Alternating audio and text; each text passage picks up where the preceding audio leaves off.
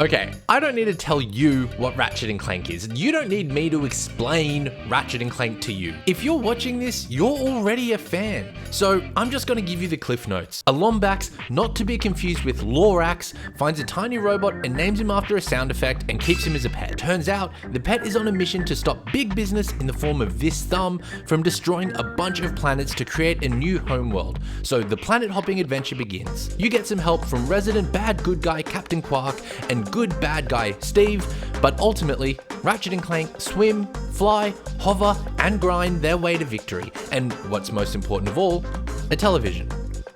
So why the heck are we talking about it now? Well, I recently became painfully aware that Ratchet and Clank, a game that defined my childhood, is turning 20 this year. Fuck. What do I even have to show for the last 20 years? Oh God.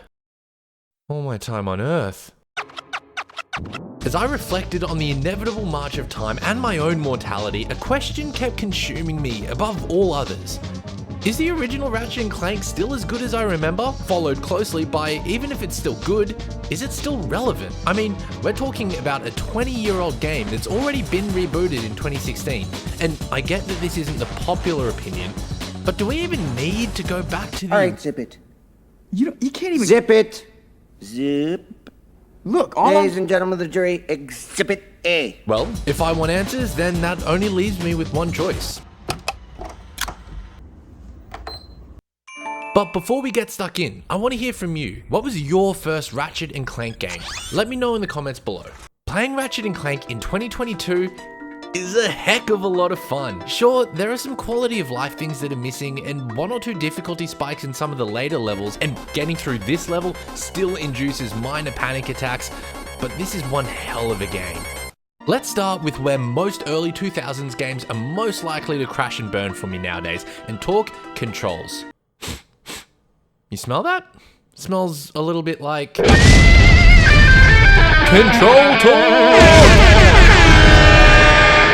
Alright, there's no sugarcoating this. These are straight up PS2 controls in every way that is good and bad. If you're used to the more modern Ratchet and Clank games, even the later games on the PS2, there are a ton of quality of life improvements that you will find noticeably absent. Us kids may as well have been cavemen when it came to knowing how to properly use a controller back in the day. So the fix for this was to make basically all of the buttons do the same thing, so it didn't actually matter which one you hit. This resulted in 4 trigger buttons being used for just 2 actions, and the D-pad doubled as movement because people were still looking at analog sticks at the time saying, I don't fully trust you.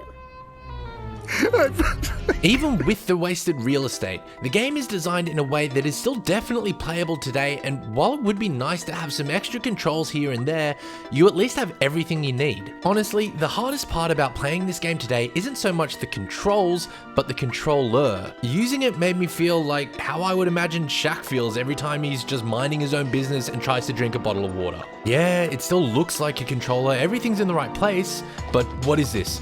A controller for ants? Yes, that was my best Derek Zoolander. And controllers aside, the Mandela effect absolutely made me its bitch playing back through this. You know the Mandela effect, right? That thing that ruins your childhood by telling you that a bunch of things that you remember never actually happened.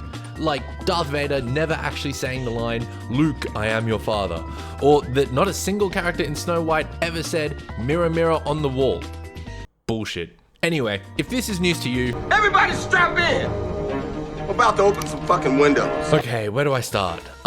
Strafing. Pretty simple. You know it, you love it, it's not here. Instead, you just jump around like a lunatic and you just pray to God that you don't get hit. Another thing that gives this franchise great replayability is the gun leveling. This system is super addictive and rarely seen in games, including the original Ratchet and Clank. While the weapons don't handle worse, it definitely gave me no good reason to try new guns, especially since you had to go into your main menu anytime you wanted to change your quick select loadout. But even after realizing it was missing some of the franchise staples, everything else was exactly as I remembered it. Each world is oozing with personality, and the choose your own path level design is a lot of fun to explore. The guns are still fun to use, the characters are still entertaining, and the story, while very simple, is still very serviceable, and I would say much more engaging than the 2016 reimagining. So if you're like my wife and only played the reboot but never played the original because it's pretty much the same game, right? Oh, okay. I don't even have time to tell you how wrong you are.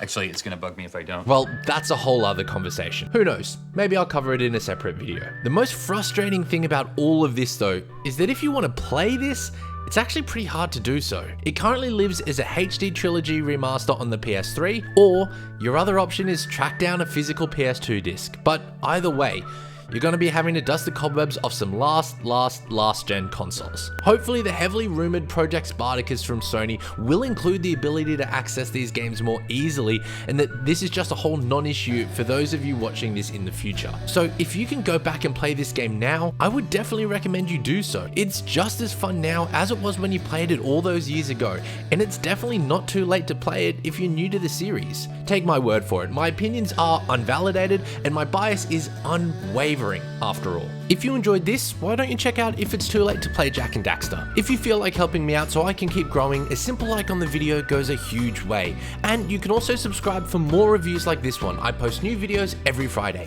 Thanks for watching.